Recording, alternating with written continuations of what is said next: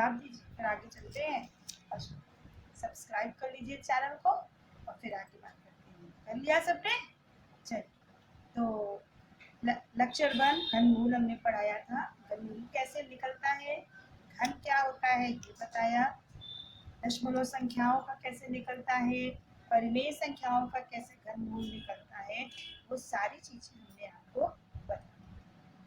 अब हम आपको प्रश्नावली से रिलेटेड कुछ प्रश्न हैं अभ्यास के, वो करा करके ये चैप्टर यहीं समाप्त कर देते हैं, क्योंकि इस चैप्टर में ज्यादा कुछ करने को नहीं है। आप लोग करिएगा, जो जो सवाल नहीं आएगा वो आप हमसे पूछते जाइएगा।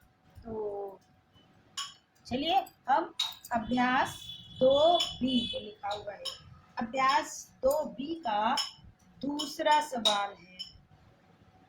अभ्यास 2B का दूसरा सवाल है, जिसमें कहा गया है 32 को किस लघुत्तम पूर्ण संख्या से गुणा करें कि गुणनफल पूर्ण घन हो जाए।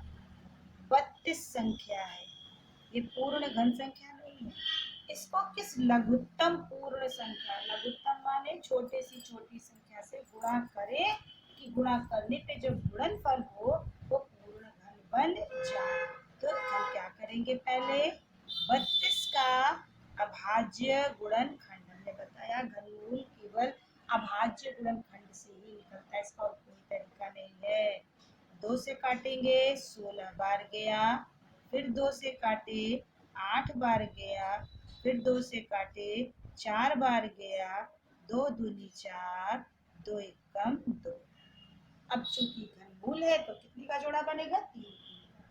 ये जोड़ा बन गया, ये इसका नहीं बना है अभी। पहले इस तरह से लिख लीजिए, 32 के गुणनखंड लिख लीजिए, 2 गुणे 2 गुणे 2 गुणे 2 गुणे 2, जोड़ा बनाया, ये बन गया।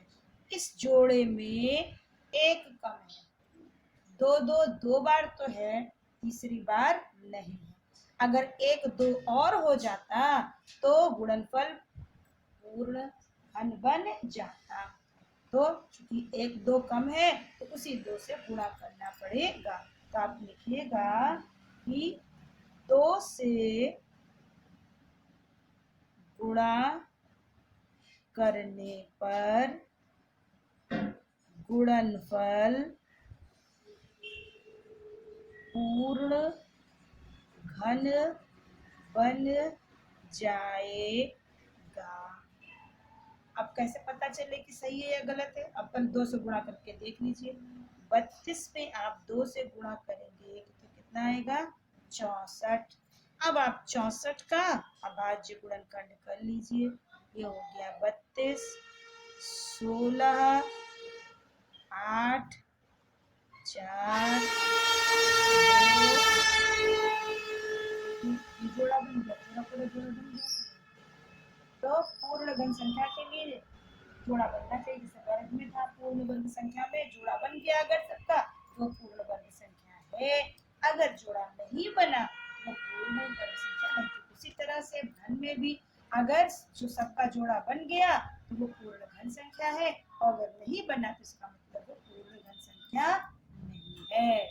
तो दूसरा सवाल, इसी में आइए 5वां सवाल, और तीसरा चौथा आप लगाइएगा जो नहीं आएगा, क्योंकि घनमूल ही ज्ञात करना है। 2096 में किस छोटी से छोटी संख्या का भाग दें कि भागफल पूर्ण घन बन जाए। 2096 में हम किस संख्या से भाग दें कि भागफल पूर्ण घन बन जाए। तो आप अभाज्य गुणनखंड कर लीजिए इसका, 2 से जाएगा, 2 एकम 2, 0, 2 चौके 8, 2 अट्ठे 16, 2 पंजे 10, 2 दूनी 4, 2 चौके 8, फिर 2 से 2 दूनी 4, दो छंग 12, दो दूनी 4, दो से दो एक कम दो, दो तिहाई 6, दो एक कम 2,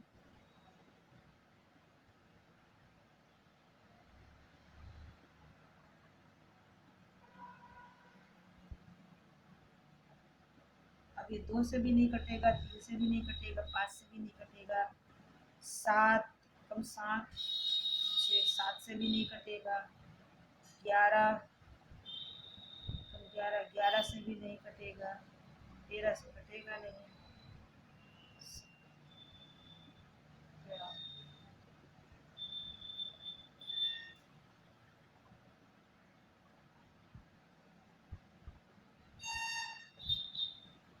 ये कटेगा, ये डायरेक्ट 131 से ही कटेगा।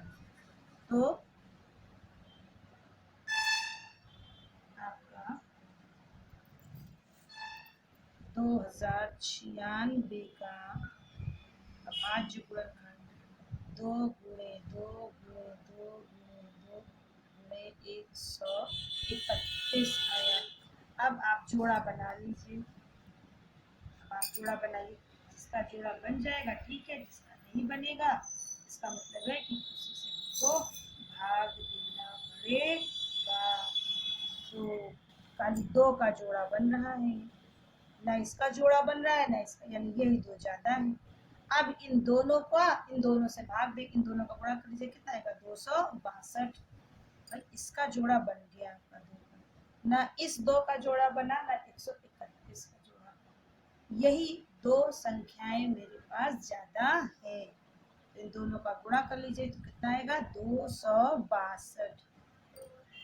262 से भाग देने पर भागफल पूर्ण घन बन जाएगा।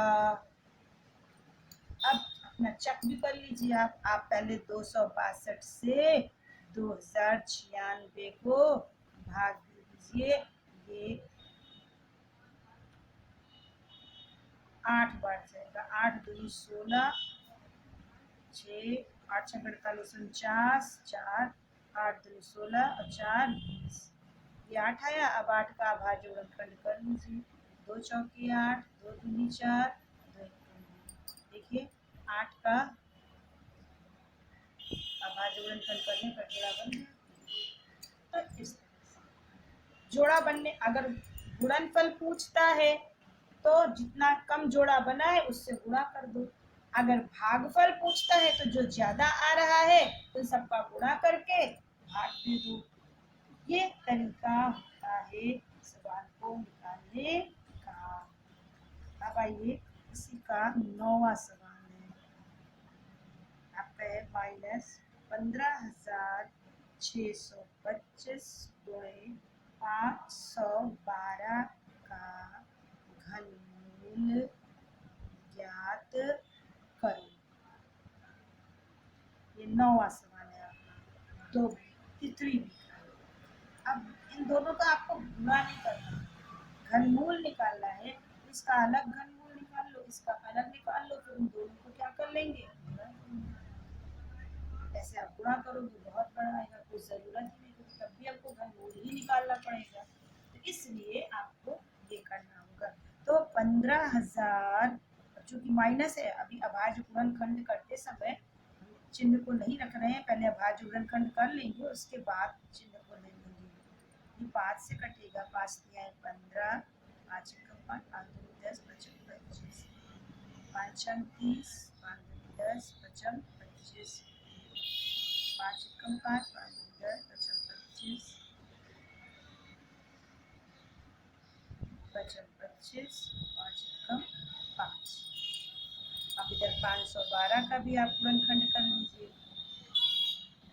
2 से करिए, 2 दूनी 4, 1 2 पंजे 10, 2 छंग 12, 2 एकम 2, 2 दूनी 4, 2 अट्ठे 16, 2 से 2 छंग 12, 2 चौके 8, ये हो गया 32, ये हो गया 16, 8 4 2 कट गया सर। अब सबका हमें जोड़ा बनाना होगा। पहले लिख लीजिए 15,625। अब यहाँ चिन्ह हम ले लेते हैं।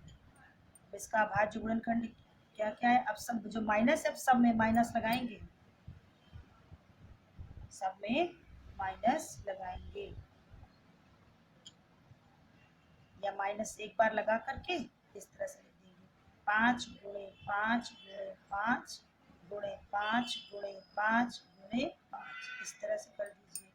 और 512 का 2 गुणे 2 गुणे 2 गुणे 2 गुणे 2 गुणे 2 गुणे 2 गुणे 2, 1 2 3 4 5 6 7 8 9, 1 2 3 4 5 6 7 8 9। अब जोड़ा बना लीजिए। ये देखिए इसका जोड़ा बन गया, इसका बन गया, नीचे वाले का ये बना, ये बना और ये बना। तो अब इधर देखिए साइड में कर दे रहे हैं माइनस,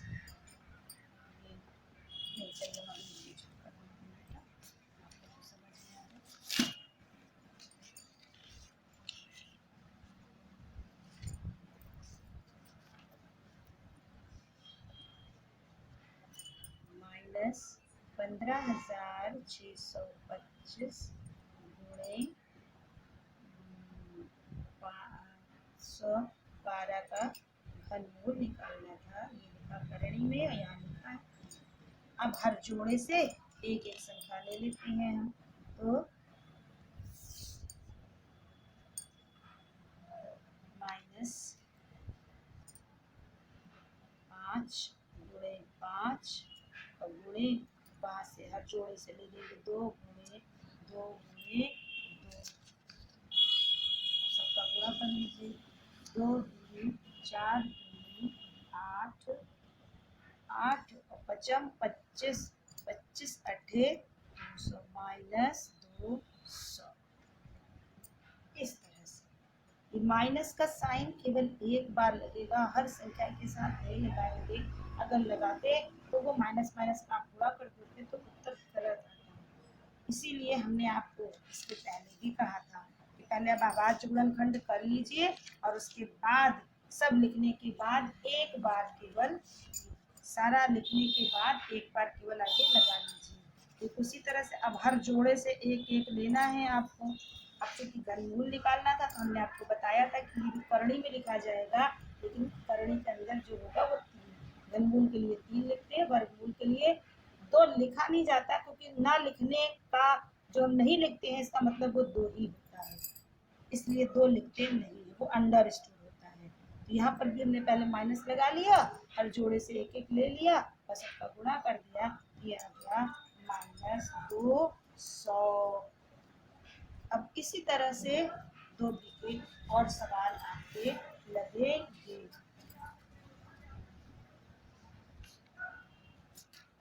अब आइए, सॉरी 2B बार बोले, 3C में भी आप सवाल हम देख रहे हैं, करीब करीब हर सवाल आपको आ जाएगा, कोई दिक्कत या परेशानी की बात नहीं है। एक हम दशमलव वाला बता दे रहे हैं आपको। दूसरा सवाल 3C का, दूसरे का कोई भी एक सवाल ले लेते हैं। मान लीजिए इसका हम सेकंड वाला ही ले लेते हैं 42.875। हमने पहले लेक्चर में भी आपको बताया था कि दशमलव की संख्याओं का घनमूल निकालने के लिए पहले इसके दशमलव को हम हटाते हैं, उसके बाहर निकालते हैं। इसको हम लिख सकते हैं 48.875 को बटे में 1 लिखा, दशमलव के बाद जितने जीरो हैं वो बढ़ा दिया, तो ये आपका हो गया अब 42,875 बटे 1000। अब ये भिन्न में हो गया है, अब अंश का अलग घनमूल, हर का अलग। 42,875।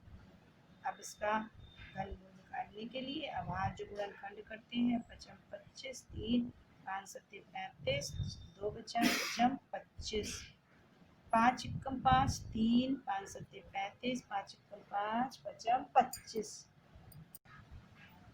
अब ये फिर 5 से कटेगा, 5 तिहाई 15, 2 बचा, 5 चौके 20, 5 तिहाई 15। 7 से कटेगा, 7 चौक 28, 7 नवैया 63, फिर 7 से कटेगा, फिर 7 से कटेगा। अब उसी तरह से 1000 का भी आप निकाल लीजिए। अब आज जुगड़न खंड, 2 पंजे 10, 0 0, 2 दूनी 4, 2 पंजे 10, 0, 125, सॉरी 5 से कटेगा, 5 दूनी 10, पचम 25, पचम 25, 5 इक्कम 5। अब देखिए भैया, अब इसको आप ऐसे लिख लीजिए, करड़ी में 3, 42,875 बटे 1000। अब इसका गुणनखंड क्या क्या हुआ है वो लिख लीजिए, ऊपर वाले का ऊपर, नीचे वाले का नीचे। 5 गुणे 5 गुणे 5 गुणे 7 गुणे 7 गुणे 7 बटे 2 गुणे 2 गुणे 2 गुणे 5 गुणे 5 गुणे 5। अब जोड़ा बना लीजिए सबका। तो ये आपका हो गया, ऊपर से 5 गुणे 7 आया और नीचे से 2 गुणे 5 आया। तो ये हो गया आपका 7 बचे 35 बटे 10। अब चूंकि आपका सवाल दशमलव में था, तो हमें आंसर भी दशमलव में ही निकालना है, इसलिए हम इससे इसको नाम दे देंगे कि हो जाएगा 3 दशमलव। हमने दशमलव इसलिए हटाया था कि हम सवाल को हल कर लें। अब जब हल हो गया है तो सवाल जिस रूप में रहता है हमें आंसर भी उसी रूप में निकालना होता है। दशमलव में है तो आंसर भी दशमलव भिन्न में है, तो आंसर भी मेरा भिन्न में होगा। तो इस तरह से ये दशमलव का सवाल था जो कि आपको हमने बता दिया है। ये 2C के भी और आप सवाल लगाइएगा। एक और है, छठा सवाल है 3C का। एक घनाकार कंपोस्ट खाद के गड्ढे का आयतन 13.824 घन मीटर है। घनाकार, घनाकार पता किसको कहते हैं ना, घन। इसकी लंबाई चौड़ाई ऊंचाई बराबर होती है। घनाकार कंपोस्ट खाद के गड्ढे का आयतन बराबर 13.824 मीटर घन क्यूब है। अब घनाकार हमने आपको बताया, घन के आकार का बराबर है, तो इसका मतलब, और उसका आयतन दिया है। गड्ढे का आयतन क्या होता है, किसी भी आकार का जो आयतन होता है, आयतन बराबर लंबाई गुणे चौड़ाई गुणे ऊंचाई। अब चूंकि ये घन है तो लंबाई चौड़ाई ऊंचाई बराबर होगी, तो आयतन बराबर होता है आपका भुजा की घात 3। अब भुजा की घात 3 है, भुजा अगर हमको निकालना है तो ये क्या हो जाएगा, ये 3 जो है करणी में आ जाएगा और ये हो जाएगा आयतन। तो अब आयतन आपका क्या दिया हुआ है, करणी की घात 3, ये हो गया 13.824 दिया है। अब इसका हमें निकालना है घनमूल। ऐसे क्योंकि करणी में 3 हो गया है, ये 3 कहाँ से आए, जो भुजा की घात 3 थी, तो ये 3 इधर, जब हम करणी लगाते हैं तो ये 3 इधर चला आएगा। अगर 2 होता तो 2 हो जाता, 4 होता तो 4 हो जाता। ये यहाँ पर इस तरह से ये नियम है, थोड़ा आप बड़े हो गए तो इसका कैसे होता है वो बता देंगे हम। अभी हम ज़्यादा डिटेल में चूँकि क्लासरूम नहीं है तो आपको उतना समझा नहीं पाएंगे, इसलिए बस थोड़ा सा हमने आपको बताया। अब 13.824 का हमें घनमूल निकालना है, तो घनमूल निकालने के लिए सबसे पहले हम क्या करेंगे, 13.824 को पहले हम दशमलव से हटाएंगे। अब ये हो गया 13,824 बटे 1000। अब 13,824 का आप अभाज्य गुणनखंड कर लीजिए। 2 एकम 2, 2 दूनी 4, 2 तिहाई 6, 2 चौके 8, 2 पंजे 10, इसी तरह से आप